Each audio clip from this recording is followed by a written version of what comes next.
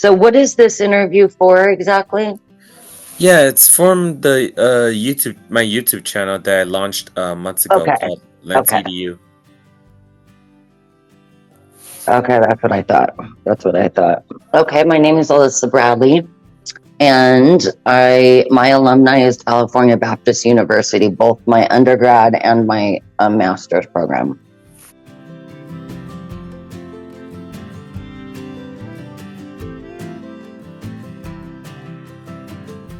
I did start off my AA at Riverside Community College back when it was all three campuses, so RCC, and then I transferred to Cal Baptist, and I was there. My undergrad took about only about a year and a half, almost 2 years, and then my master's program took 2.5 years. Well, originally with my criminal justice degree, my AA degree was in administration of law, and my I wanted to go into like probation or work in kind of the criminal justice field. And then I thought about going into law. And so I just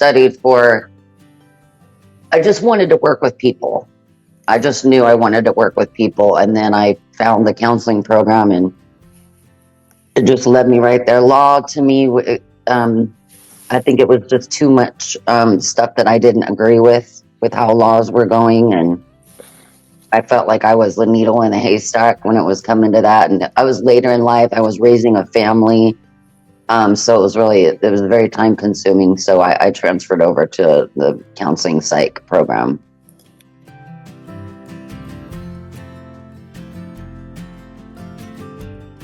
Actually, I wasn't finding a job right outside of my bachelor's program. And I had just lost my mom right after about 6 months after I graduated with my bachelor's, and I wasn't finding a job, and I was trying to figure life out. And a really good friend of mine who we finished out our bachelor's degree together told me about I didn't even know what the counseling psych program was. I didn't even know what an LMFT was at the time. And so I just kind of rolled with her. She entered the program, I entered the program, and me and actually a couple other people that we graduated in our undergrad together. So I was kind of influenced by a really good friend of mine. Well, I think one of the main challenges was I had 3 boys at the time, and I was married, and we only had them on the weekends, so my weekends were pretty much tied up with just kids. And during the week, I worked a full-time job at a billing office. And I guess, and then making the commute, I commuted from San Jacinto area or Hemet area to Riverside 3 days a week to go to school. So it was just a matter of having to juggle everything: work life, school life, kid life. And like I said, I had recently lost my mother. And then I lost my grandma right before, I think it was the year that I graduated my master's. So I dealt with a lot of grief along the way. But there was some sort of resilience in me that I just wanted to finish. Okay, so when I first finished my degree, my counseling psych degree, I found a job through a professor of mine who was married to she was like an administrator for San Jacinto Unified, and that was out here in San Jacinto Hemet. And I found it through a contracted company that had just started. It was called Collaborative Learning Solutions. And what they did was basically we worked with kind of like the troubled kids. It was while I was gaining all my hours. So like the kids that were coming from a non-public school system to a public school system. So I was there 5 years. And then I went into foster care. I worked in foster care. I was still finishing up I had finished my hours, but I hadn't taken the exams yet. So at the foster agency, I was what we call a resource family specialist. And I wrote the contractor reports for the foster parents, like the aunts, the uncles, the grandmas and grandpas that were taking in the kids. So I would do a series of like 3 or 4 interviews. So worked there for about 2.5 years before I transferred over to Cal State, where I was there 5 years. And that was technically not a therapist position. It was as a disability specialist. But I utilized my mental health criteria to carry out that position. And now I currently run my own business.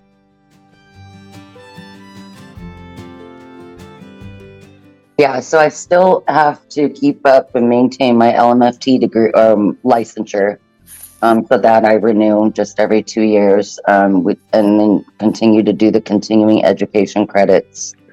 And then have to have like I work from home, so it's I have like a business license just through the city. But it's also some of the qualifications you have to have is you want to kind of be on insurance panels. So you have to learn to, I'm contracted with IEHP, which pretty much they supply 99% of my clients.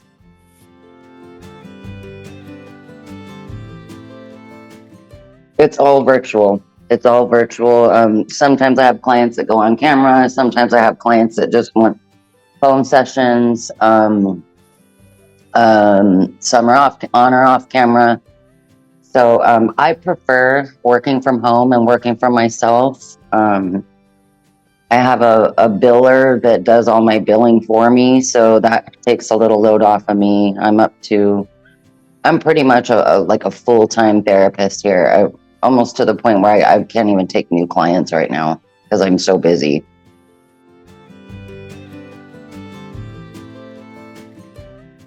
I would say adult. Teenagers are a little bit more, well, in a virtual setting, it's a little bit harder to grab their attention and get their attention. I stopped seeing underage clients virtually because I was having just challenges. More of the challenges are with parents when it comes to working with kids. So I prefer working with like younger adults, like in their early 20s, but I have a lot of middle-aged clients too as well.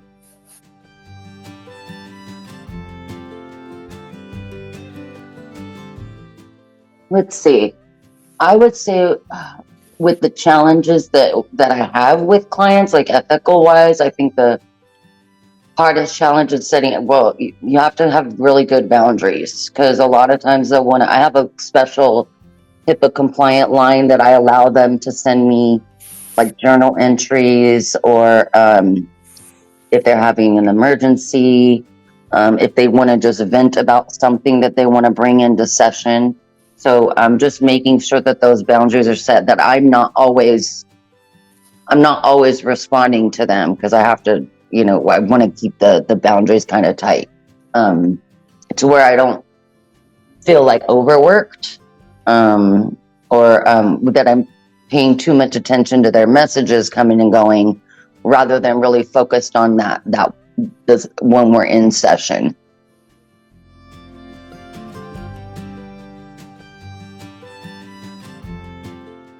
One of my biggest mentors that I actually met at Cal State was Ernie Silvers, and he was a director, and I think I haven't talked to him in a couple months, but I think he has moved out of his position, pretty much went into retirement mode, but he ran a business, and he kind of set me on a path to really focus more on my business, because that's what he does. He's, like an MBA teacher. So I would say he was probably one of my biggest, he's been one of my biggest supporters.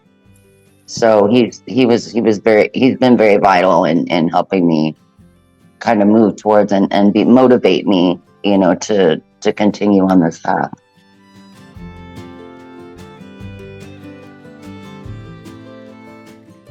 I'm pretty involved I do a lot of reading and research on a spiritual level, a mental health level, but I participate in a lot of TikTok lives and have met some really good people where we talk about family issues, relationship issues. I don't go in there as a therapist. I go in there as just a human being.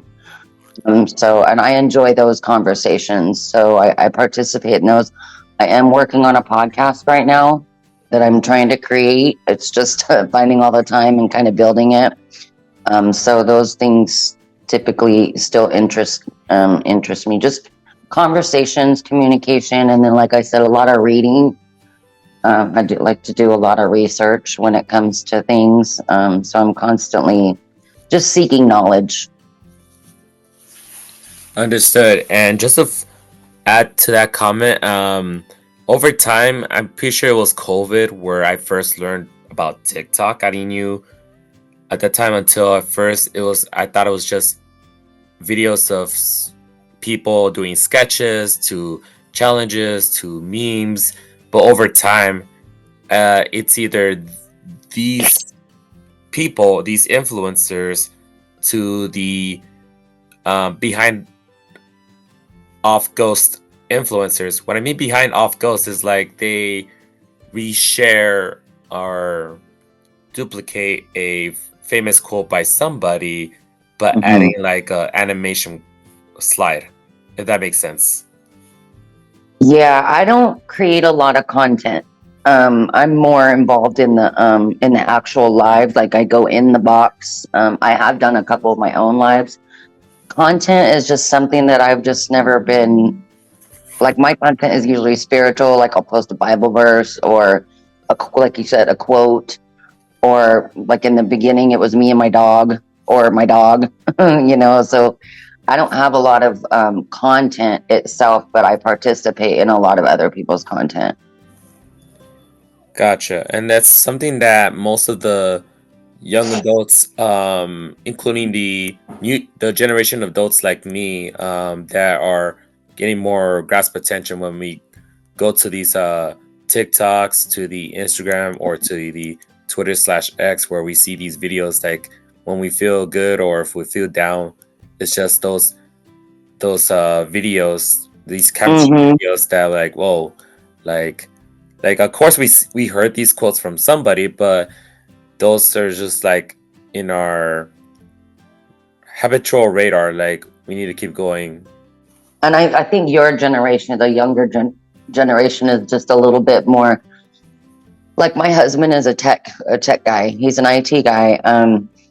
But he's not even involved in like social media really at all, but he's more but I'm tech savvy, but not like the younger generation. Like they're better at like photoshopping or uploading the actual videos or doing the duets, and I'm just too impatient for that, or to create certain content. So mine's more like pictures, and I'll put a song behind it.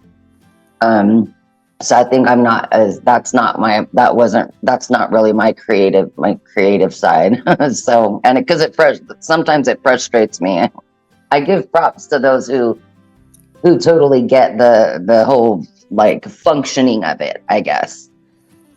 Oh, definitely. And I know that sometimes social media isn't much for everybody, even if they do have social media, but they don't really like post anything. It's just like just there to be amused by somebody or just Right. up with family. But yeah, I'm that person too, where like even though I don't have a TikTok, but I do give respects for those who do that, because I think that's the one thing that allows themselves to. I'm pretty sure those people that do continuous content like that, there are the ones who have felt down in some way, regardless what path they went through or they've been encountered to. And because of this growth, that's easier to use TikTok, it kind of like skyrocketed, especially with my generation of the adults right now. When me and Ernie did let's see, when we did the emotional intelligence radio station, we hosted a radio show on campus. That was a really good, memorable moment. Like when I worked in foster care, it was really memorable to tie like families together, because outside of families getting together, there was adoptions, there was where you got to see kids go to family homes. That was always um, welcoming. And I would say now I'm getting a lot more memorable moments. I have some clients that um, I've had on my caseload for 2 or 3 years that, they go through ups and downs, but they've made so many improvements. And they do appreciate me and show that appreciation. So I would say that I see that I'm seeing that a lot more the more that I do this. My dislikes are probably more societal, just the challenges, the lack of resources that I do see people going through. Other people having the inability to kind of